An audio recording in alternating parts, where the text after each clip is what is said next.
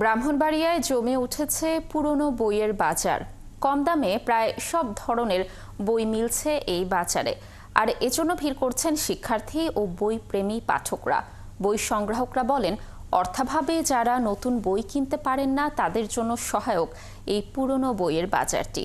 Jalaluddin রুমির তথ্য ছবিতে প্রতিবেদন।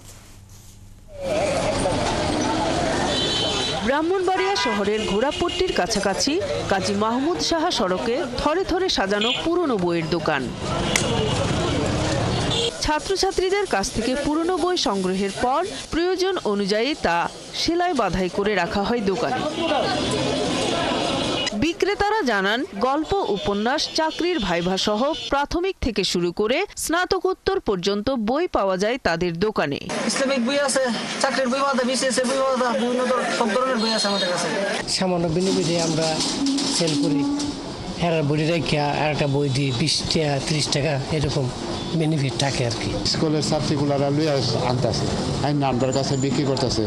যেগুলারা মনে করেন ডেট আছে, এগুলা ডেটগুলা আমরা 9-এর ছাত্রীর কাছে বেশি, 10-এর ছাত্রীগুলার কাছে বেশি।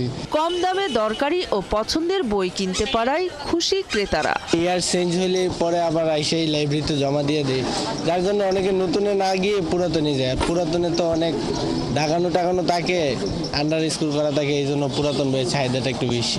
ব্রাহ্মণবাড়িয়া শহরে নতুন বইয়ের তুলনায় পুরাতন বইয়ের চাহিদাটাই বেশি আর কি। টাকারও সাশ্রয়, পড়াও কিন্তু সেমই আছে। নতুন বইগুলো যেগুলো আসতেছে দাম তুলনামূলক অনেক বেশি, সেই জন্য আমরা আসলে এখনকার স্টুডেন্টরা এত দাম দিয়ে বই কিনে আসলে কোলাতে পারতেছি না, সেই জন্য আমরা পুরাতন বইয়ের দিকে এখন সবাই ঝুঁকে যাচ্ছি আর কি। শিক্ষাবিদদের মতে, বই কখনো পুরনো হয় না, এর বাহ্যিক অবয়বের পরিবর্তন হয় মাত্র। রুটি মদ ফুরিয়ে যাবে, প্রিয়ার কালো চোখ গোলাটে হয়ে যাবে, কিন্তু বই হলো অনন্ত যৌবনা। কিন্তু বইটা যদি তেমন হয়, সত্যি বই কখনো পুরাতন হইতে পারে না।